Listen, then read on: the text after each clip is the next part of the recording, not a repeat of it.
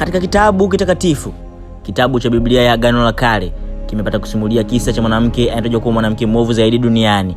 Simulizi kutoka katika kitabu cha Wafalme wa Kwanza ile sura 16:29 mpaka 34. Leo katika Pinpoint tunakupeleka nyuma kabisa mnamo karne ya 9 kabla ya kuja kwake Kristo.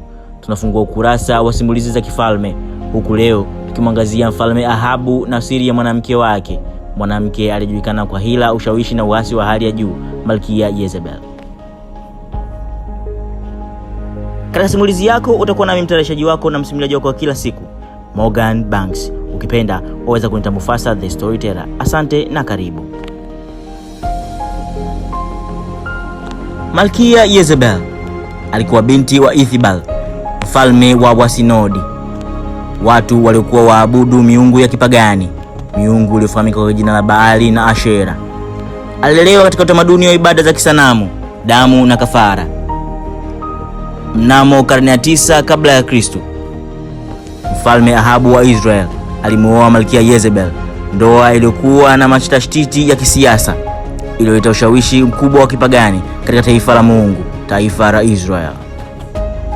Yezebel hakuingia tu kama malkia wa kawaida, alikuja na ajenda. Mara baada tu ya kuingia Samaria, ambao ulikuwa ni mji mkuu wa Israel, alianzisha ibada ya Baali rasmi serikalini.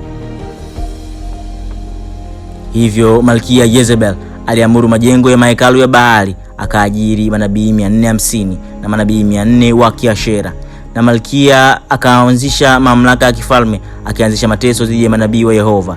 Israel ikajikuta gizani kiroho. Kisa maarufu zaidi cha Malkia Yezebel ni kisa cha Naboth. Naboth alikuwa moja ya wamiliki wa shamba la mizabibu karibu na kasri la kifalme. Siku moja mfalme Ahabu alikuwa akipita. Alitamani sana kulinunua lile shamba, lakini Naboth, kutokana na sheria ya Israel, alishindwa kuliuza, kwani sheria ya Mungu haikuruhusu kuuza vitu vya urithi wa ukoo. Mfalme Ahabu aliporudi nyumbani, alikuwa na mwingi wa huzuni, akijilalamikia na kujiongelesha. Basi mkewe alipomuona, alimwambia kwa kejeli kuwa wewe si mfalme, acha mimi nitashughulikia hilo swala. Akaandika barua kwa jina la Ahabu mumewe, akaagiza Naboth afitiniwe. Mashahidi wa uongo walimshutumu Naboth kuwa amemtukana Mungu na mfalme, akauawa kwa kupigwa mawe. Baada ya hapo tu Malkia Yezebel akamwambia Ahabu, nenda ukalichukue lile shamba, sasa ni mali yako. Lakini Mungu aliona. Kisha akamtokea nabii Elia, akamwambia, nenda akamwambie Malkia Yezebel, mbwa watamla kwenye kiwanja cha Israel nje ya shamba la Naboth. Ujumbe huo ukabaki kuwa kama kumbukumbu ya laana ya kiungu juu ya malkia mwovu, Malkia Yezebel. Miaka mingi ikapita. Ahabu alikufa vitani, mwanae akatawala, lakini nyumba ya Ahabu ikaendelea kuzama kwa sababu ya uovu wa Yezebel. Alikuwa bado na ushawishi mkubwa. Lakini Mungu alimtuma Yehu. Aliasiwa na kutoa mamlaka ya amri ya Mungu. Yehu alipoingia Yezreel, Yezebel akajipamba, akajipaka uwanja, akatoa dirisha juu ya kasri, akadhani angeweza kumshawishi au kumdharau kama watu wengine. Kijana Yehu akusita, aliwaamuru watumishi wake, mtupeni huyo chini.